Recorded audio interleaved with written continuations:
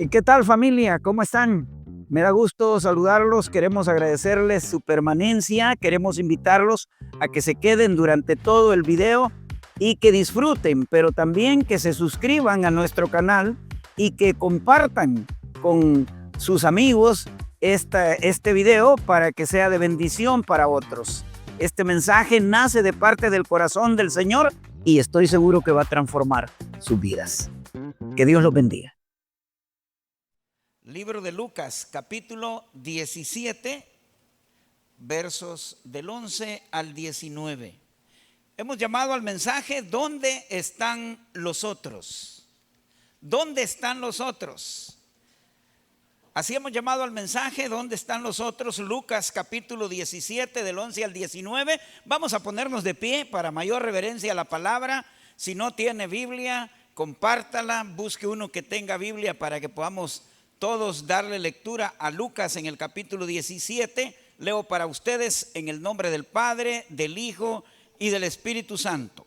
Yendo Jesús a Jerusalén, pasaba entre Samaria y Galilea, y al entrar en una aldea, le salieron al encuentro 10 hombres leprosos, los cuales se pararon de lejos y alzaron la voz diciendo: Jesús, Maestro, ten misericordia de nosotros. Cuando él los vio, les dijo: Id, mostraos a los sacerdotes. Y aconteció que mientras iban, fueron limpiados. Entonces uno de ellos, viendo que había sido sanado, volvió glorificando a Dios a gran voz, y se postró rostro en tierra a sus pies, dándole gracias. Y este era samaritano. Respondió Jesús, dijo: ¿no son 10 los que fueron limpiados? ¿Y los 9 dónde están? ¿No hubo quien volviese y diese gloria a Dios, sino este extranjero? Y le dijo: levántate, tu fe te ha salvado. Vamos a orar. Padre, gracias. ¿Y qué tal, familia? ¿Cómo están? Mañana. Me da gusto Gracias saludarlos, queremos iglesia, agradecerles por su permanencia. Hermanos. Gracias por aquellos, Señor, que vienen de lejos, regalándonos a todos un ejemplo de adoración, un ejemplo de compromiso, un ejemplo real de búsqueda de Dios. Bendice las vidas de todos los que nos hemos hecho presentes a este lugar. Bendice también, Señor, aquellos que están en el internet pendientes de esta transmisión. Ayúdanos, Señor, a poder llegar a muchas más personas. Que tu mensaje acaricie el corazón, que tu mensaje acaricie el alma de aquellos que estamos sedientos de ti. Esta mañana nos calibramos contigo. Esta mañana te pedimos, Espíritu Santo, que tomes el control de este lugar y que edifiques la vida de cada uno de nosotros. Te lo pedimos y te lo suplicamos en el nombre de Jesús. Amén y amén. Pueden sentarse, hermanos. Mírenme para acá, préstenme su atención. Los evangelios registran 35 milagros específicos realizados por Jesús. 35 milagros. En cada uno de ellos, en cada uno de esos milagros, Jesús muestra su poder sobre la enfermedad. En primer lugar, sobre la naturaleza también. La tempestad a una mano le obedecía. La naturaleza le obedecía. Los demonios, su poder sobre los demonios le obedecían. Y no solo eso, hermano, la misma muerte le obedecía. En Lucas capítulo 17 encontramos uno de esos milagros, y es la sanidad de 10 hombres que eran leprosos. 10 hombres que tenían una enfermedad que se conocía o se conoce como lepra. En esos tiempos esa enfermedad era una condena social. La gente no quería estar a la par de una gente así. El leproso automáticamente perdía a su familia. Un leproso perdía completamente a su familia, perdía su trabajo. Un leproso perdía su dignidad. Un leproso perdía la comunión, la comunicación, la comunidad se perdía, pero un leproso también perdía su esperanza. Quedaba a cero, sin ilusiones. En tiempos bíblicos, los leprosos eran obligados, fíjese bien, eran obligados a vivir fuera de la ciudad. No podían estar en la ciudad. Eran lugares apartados, comúnmente llamados leprosarios, donde se ubicaban o campamentos para leprosos o campamentos de leprosos. Aunque la Biblia no especifica un nombre para este tipo de lugares, simplemente la Biblia dice que estaban afuera de la ciudad, ¿verdad?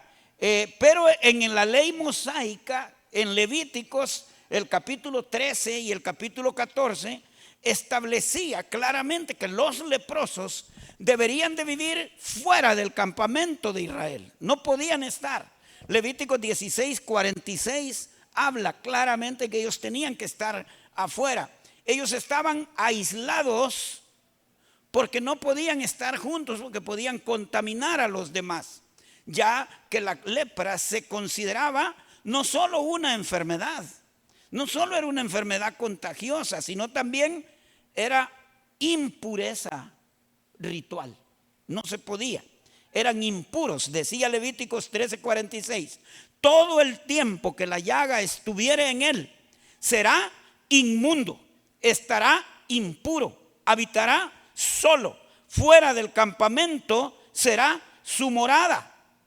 No existía un nombre específico, como les dije, para los lugares de retiro donde estaban los leprosos. Yo no sé cuántos vieron la película de Ben-Hur. Generalmente la pasan en la época de Semana Santa. Ahí la familia de Ben-Hur, la mamá y las hermanas, tienen que ir a vivir a un campamento y nos da la idea de cómo eran. Eran como unas cuevas donde estaban fuera de la ciudad y donde vivían. Pero leprosario le llaman los historiadores, ¿verdad? Los que estudiaron en los tiempos bíblicos le llamaron leprosarios o campamentos para leprosos. Lo que sí conocemos es que estaban fuera del campamento. Los que tenían lepra estaban fuera de la ciudad, estaban aislados de cualquier congregación. Ellos no podían estar con la gente. Los 10 leprosos, en el caso de los 10 leprosos que estamos viendo en Lucas 17, se dice que ellos estaban lejos. La escritura dice en el versículo 12 que ellos estaban lejos, lo cual confirma que vivían fuera, que estaban establecidos no con la población, estaban out, ¿verdad? Fuera de la gente. El problema de que vivieran juntos en el campamento era precisamente porque ellos no podían, se pasaba. Pero ahí hay algo raro. Ahí habían judíos y había un samaritano con ellos. Acuérdense que judíos y samaritanos no se mezclaban, pero estaban unidos con el samaritano a pesar de todo, porque la enfermedad los había hecho iguales. Sin embargo, ese día, esos 10 hombres, ese día específicamente, clamaron a Jesús con voz fuerte. Estaban lejos y empezaron a gritar. Yo quisiera que nos imagináramos un poquito la escena. Es una aldea que está polvorienta entre Samaria y entre Galilea. Me imagino que el sol era más intenso que el sol de nuestra costa salvadoreña. Era implacable sobre el camino el sol. Y a la distancia se oyen unas voces. Allá a lo lejos se ven las voces. Y no era cualquier voz, porque estos eran gritos desesperados, hermano. Estos eran hombres que estaban marcados por el dolor. Allá estaban a lo lejos y gritaban desesperadamente. Se veían a lo lejos las 10 figuras, los 10 hombres sin sus familias, con harapos, la piel dañada, porque la lepra dañaba la piel, algunos miembros se caían. Eran hombres que estaban alejados, los rostros probablemente deformados porque eran leprosos, ¿verdad? Si alguna vez esos hombres tuvieron una familia, ya no. Si alguna vez esos hombres tuvieron trabajo, ahora ya no. Si alguna vez esos hombres soñaban o tenían sueños, ahora ya no. Ahora vivían condenados en las afueras de la ciudad. Ahora estaban lejos de la ciudad. Ahora vivían lejos de todos y de todo. Estaban out. Nadie se les puede acercar. Son impuros. Nadie puede acercarse a ellos. Están lejos de la gente. Su única compañía, la única compañía que estos hombres tenían era el dolor y otros igual que ellos, nada más. Pero ese día, la esperanza se acercaba caminando. Ese día Jesús va en el camino hacia Jerusalén. Ahora, Él no toma un desvío al azar. Jesús no camina al azar por un lugar. Jesús sabe lo que hace exactamente. Él va y se toma ese camino. Mira, los 10 hombres. Pero esos hombres tienen que mantenerse a distancia. No pueden acercarse todavía. Y al verlo, hacen lo único que ellos podían hacer. No podían hacer otra cosa. Tenían y empiezan a hacer lo único que sabían y que podían hacer y que estaba permitido hacer: clamar, pero con fuerza, desesperada, un clamor que nace del corazón, y dicen: Jesús, Maestro, ten misericordia de nosotros. Esos hombres no están pidiéndole dinero. Estaban pobres, estaban sin nada, pero no piden dinero. Ellos no llegaron y pidieron pan. No estaban pidiendo pan. Esos hombres estaban pidiendo misericordia. Eso era todo. Ellos piden lo que solo el cielo les puede dar: misericordia. Jesús los mira. No los evita. No dice: uy, leproso, si trata o sale para atrás. No. Él no retrocede, los mira directamente. Pero les da una orden desconcertante. Les da una orden desconcertante. Les dice: vayan, muéstrense a los sacerdotes. Pero esos hombres no están sanos aún. Si ellos obedecen esa orden, mueren apedreados si entran a la ciudad de esa manera. No, la orden, por eso fue desconcertante, porque les dijo: váyanse y muéstrense a los sacerdotes. No están sanos todavía. Todavía tienen su piel enferma. Sin embargo, deciden obedecer. Y eso es lo lindo. Deciden obedecer. Y cuando ellos caminan, sucede lo imposible. Entonces son sanados. Su carne se renueva, sus manos, sus dedos que probablemente se habían caído, su rostro, que ya algunos no tenían ni la nariz, sus pies quedan completamente limpios. 10 hombres son sanados. 10 milagros acaban de ocurrir en un instante, hermanos. En un solo instante. Pero de esos 10, solo uno se detiene. Solo uno. Los demás se fueron. Solo regresa uno nada más. Solo uno va porque agradece, porque se alegra con el milagro, pero también se regresa para dar gracias.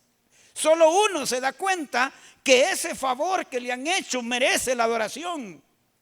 Y ese hombre corre, hermano. Ese hombre grita alabanzas. Y ese hombre llega y se postra a los pies de Jesús. Él no le está pidiendo absolutamente nada. Él solo llega para dar gracias, agradece. Entonces Jesús echa una mirada alrededor y lanza la pregunta que le da el título a este mensaje esta mañana. ¿Y los 9 dónde están? esta historia, hermanos, sencilla, es una historia poderosa. No solo es un relato del pasado, de lo que sucedió, es un espejo del presente.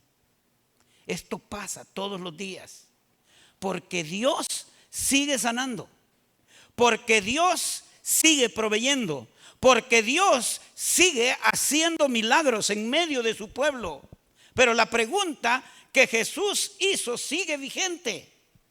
¿Y los 9 dónde están, pues? ¿Qué se hicieron aquellos que gritaron: Jesús, Maestro, ten misericordia? Y Jesús los sanó, porque para Jesús no es difícil sanarlo, para Jesús no es difícil proveerle. Él es el dueño del oro y de la plata, Él tiene la salud, la muerte le obedece. Solo uno regresó. Y esa pregunta que Jesús hace resuena hasta los días de hoy. ¿Y los 9 dónde están? ¿Dónde están aquellos que un día llegaron, pidieron un milagro, Dios les concedió y se fueron? La lepra, hermano, simboliza el pecado. Jesús va para Jerusalén, pasa entre Samaria y entre Galilea, y ahí se encuentra a 10 hombres que están con lepra. Estaban lejos, la Biblia lo aclara. Estaban, como decía, como la ley lo exige en el libro de Levíticos. Pues esa enfermedad aislaba a la gente, esa enfermedad aísla a la gente, y ellos dicen: ten misericordia de nosotros. La lepra, hermano, simboliza el pecado. La lepra, porque la lepra nos aislaba a la gente. La lepra nos desfigura. El pecado a nosotros hace lo mismo. Nos aísla, nos desfigura, nos roba la comunión y nos quita también la dignidad. Nos aleja completamente de Dios. Así como el leproso no podía acercarse, así el pecado nos aleja de la presencia de Dios. No podemos. La paga del pecado, dice la Biblia, es muerte. Y cuando está hablando de muerte, habla de los 2 tipos de muerte: la muerte física y la muerte espiritual. El pecado nos mata, ¿verdad? Porque nos aleja, nos separa de Dios. Cuando nos aleja espiritualmente es precisamente por eso. Nos separa de Dios, estamos lejos de la presencia de Dios. Pero Jesús, hermanos, en su misericordia siempre pasa por el camino de los olvidados. Jesús siempre extiende su gracia para aquellos que le reconocen, aquellos que tienen necesidad. El pecado es el sinónimo de la lepra. Por eso la historia tiene cierto significado que vale la pena que lo evaluemos. Pero aquí hay algo que es importante que usted lo note. El milagro en este caso está envuelto en una prueba. Muchos milagros están envueltos en una prueba. Jesús no los está sanando en el acto, fíjese bien. Jesús les dice: vayan, muéstrense a los sacerdotes, pero sus nombres todavía estaban destruidos. Id, muéstrense, vayan a los sacerdotes. Es una orden que hay que cumplirla en fe. Muchas veces en la vida de nosotros Dios manda órdenes a la vida de nosotros que tienen que ser desarrolladas, tienen que ser puestas en marcha en fe. Solo el sacerdote podía decir: están limpios. Pero ¿cómo les iba a decir que están limpios si estaban todavía todos arruinados? Pues en el libro de Levíticos, en el capítulo 14, usted se da cuenta que únicamente los sacerdotes podían proclamar a una persona limpia. Sin embargo, estos hombres obedecieron y empezaron a caminar. Y mientras iban caminando, fueron sanados. Cuando ellos iban en obediencia, caminando, Dios podría darte el milagro, hermano, en el instante. Si Dios podía haberlo sanado en el momento que ellos quisieran, sin necesidad, solo hubiera hecho así y sanados. Al instante hubieran sido limpios. Pero a veces lo envuelve en una orden de obediencia. Ojo con eso. Ese milagro que usted está clamando, a lo mejor está envuelto en una orden de obediencia. La fe verdadera, mis queridos hermanos, se prueba en el camino. La fe verdadera no lleva el toque, la imposición de manos para ser sano. Fue la obediencia lo que los dejó limpios. Por eso insistimos, por eso es que siempre exigimos, les recordamos que hay que ser obedientes a la voz de Dios. Porque si usted quiere disfrutar de los milagros de Dios en su vida, de esas cosas que tanto necesita, tiene que ser obediente. Solo uno regresó. En el versículo 15 y 16 dice que solo uno fue capaz de regresar. Al verse sano el hombre regresa glorificando a Dios en alta voz. Ese no iba calladito, ese regresa gritando, ese se postra, ese agradece, ese estaba claro. Ese no llegó de forma discreta, escondiendo la Biblia para que no lo vieran en la calle, metido en una bolsa negra, haciéndose el mareado. Y llegó a sentarse allá en las últimas bancas, pasando desapercibido. Ese no, si ese pasó adelante, ese fue a gritar, ese se postró a adorar. Ese hombre estaba agradecido y era samaritano. Era un samaritano, hermano. Era un extranjero. Era un hombre despreciado por los mismos judíos. No lo querían ahí, pues. Pero miren, hermanos, la verdadera fe no reconoce de dónde viene la obediencia. El samaritano no solo recibió la sanidad. El samaritano mostró gratitud. El samaritano fue y mostró adoración, se postró. Proscuneo es la traducción en el griego. Se postró, adoró. El samaritano hizo lo que tenía que hacer. Y la pregunta del Señor en el versículo 17 es: ¿y los 9 dónde están? Jesús hace la pregunta que le da el título a este sermón. ¿Y dónde están los otros? ¿No son 10 los que fueron limpiados? Dios conoce los milagros. Él sabe cuáles milagros va a hacer en este lugar. Él los tiene contados. Él sabe a quién le va a hacer el milagro. ¿Y los 10? ¿No son 10 los que fueron limpiados? Los 9, ¿dónde están pues? ¿Qué se hicieron el resto? No hubo agradecimiento, no hubo reconocimiento. Yo me he puesto a pensar, hermano, ¿por qué no regresaron? ¿Qué fue lo que les hizo? ¿Qué les impidió regresar? La Biblia no nos explica por qué no regresaron esos 9. Aquí lo que podemos hacer nosotros es especular un poquito, pensar las razones. A lo mejor uno quería ver a la familia, no sabemos cuánto tiempo había pasado aislado y quería ir a verlas para hacer así, quererlo justificar, pues. Podemos decir que él salió corriendo a ver a sus hijos, su esposa y a ver a su familia. Probablemente otro fue a ver si todavía le habían guardado el trabajo, a ver si todavía tenía su puesto en el trabajo. Algo otro a lo mejor tenía que ir a demostrarle a los amigos, ver a los amigos y decirles: aquí estoy de regreso. Les dio la sorpresa a los amigos. A lo mejor alguno tenía novia, era joven, se le llenó de lepra, no se había casado todavía, tenía novia y dijo: bueno, voy a ver si no me la han bajado. Y se fue a verla, a buscarla. A lo mejor uno tenía una casita que había terminado recientemente y quería ver si todavía estaba en condiciones, ¿verdad? Quería ir a ver su casa. A lo mejor el sexto le debían dinero, hermano, y iba quebrado del leprosario, no llevaba nada. Y ahora que ya era sano, que digo: voy a ver cómo hago los centavos, voy a ir a cobrarle a aquel que me debe.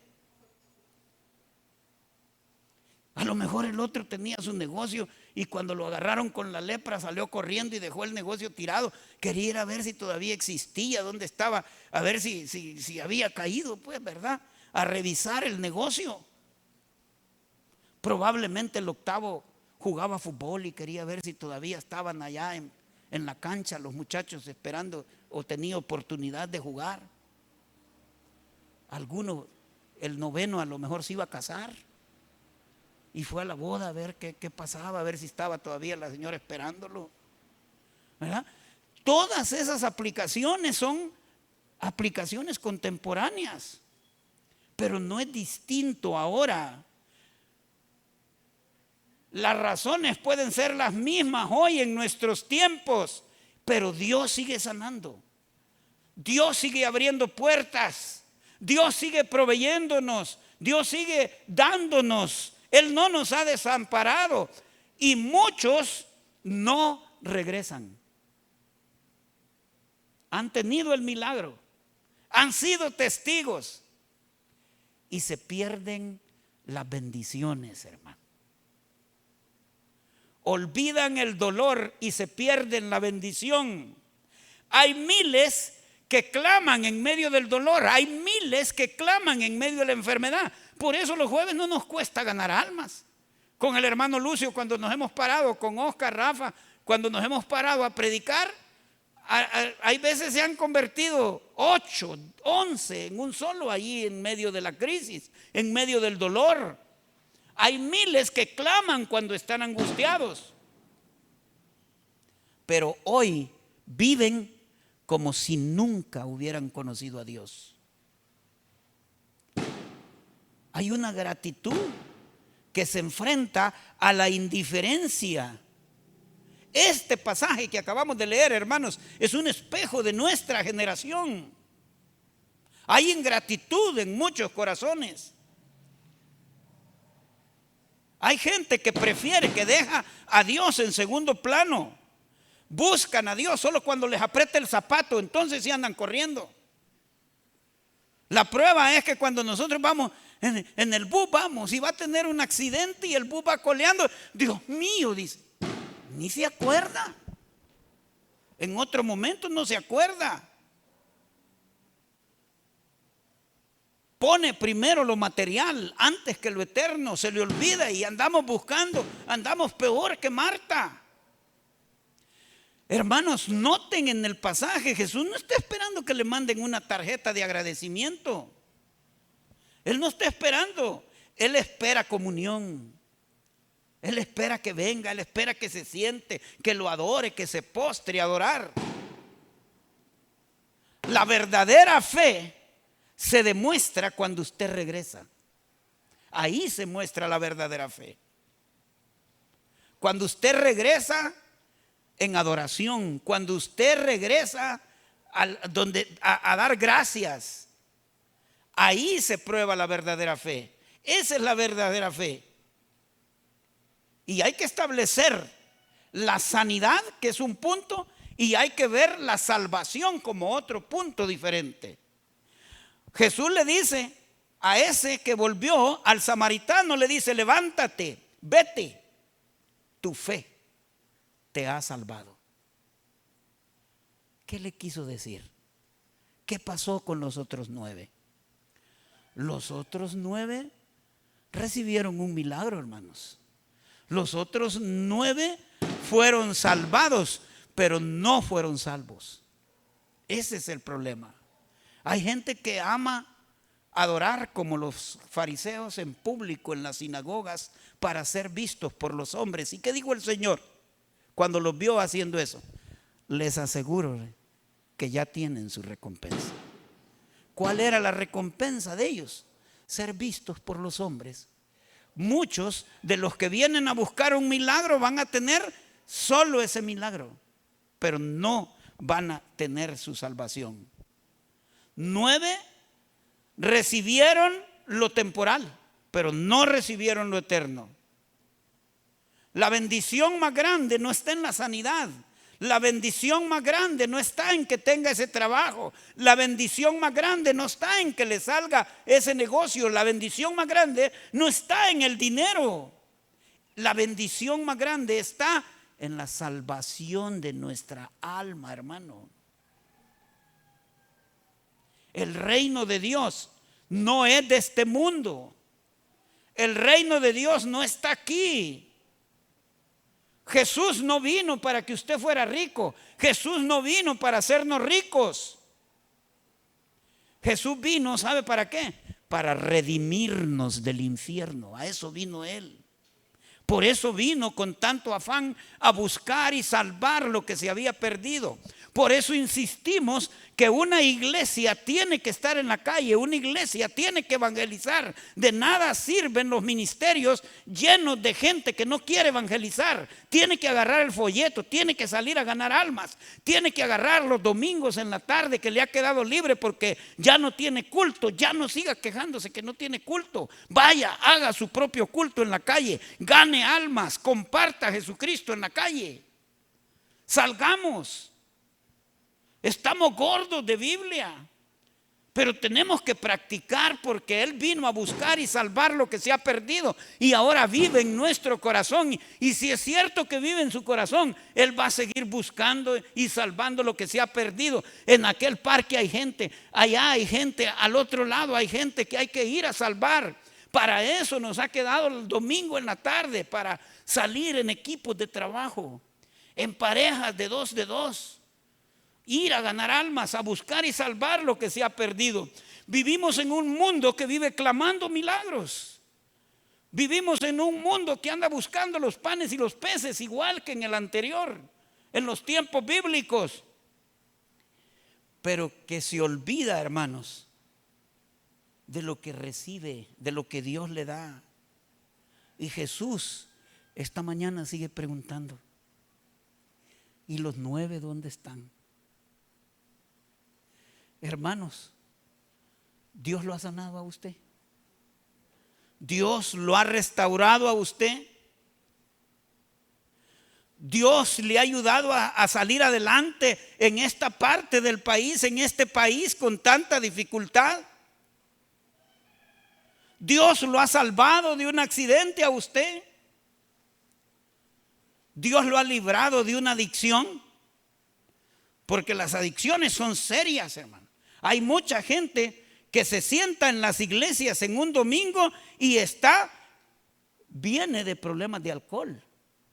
Y eso no es nada. Hay gente que se sienta o se va a servir en los ministerios y eso es peor todavía, y tienen olor a alcohol porque andan de goma, andan con un grave problema. Quédese en la casa, no venga a arruinar el esfuerzo de todos los que estamos trabajando. ¿Volvió usted a darle las gracias a Dios? ¿Volvió usted a adorarlo? ¿Volvió a servirle, hermanos? ¿Qué hizo con la bendición? ¿Qué hizo con el regalo que Dios le dio? La Biblia dice en el libro de Mateo: ¿qué aprovechare el hombre si ganare todo el mundo y perdiere su alma? Yo tengo un llamado final. Hay muchas personas aquí en las redes sociales, en las iglesias, hoy, quizás buscando un milagro. Hay mucha gente buscando un milagro de parte de Dios. Y quiero decirle que Dios puede hacerlo. Para Él no hay nada imposible. Pero más importante que su sanidad, más importante que su milagro, es su salvación. Yo voy a cerrar con esta pregunta: ¿qué va a hacer usted? ¿Va a ser como los 9? ¿O va a ser como el 1, como el samaritano que regresó? Esa respuesta es suya, y de usted y de Dios. Yo termino en oración esta mañana. Vamos a orar juntos.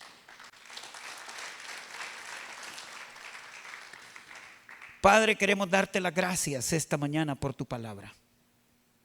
Gracias, mi Señor, porque hemos recibido tu mensaje. Sabemos, Señor, que hay mucha gente hoy en día buscando milagros.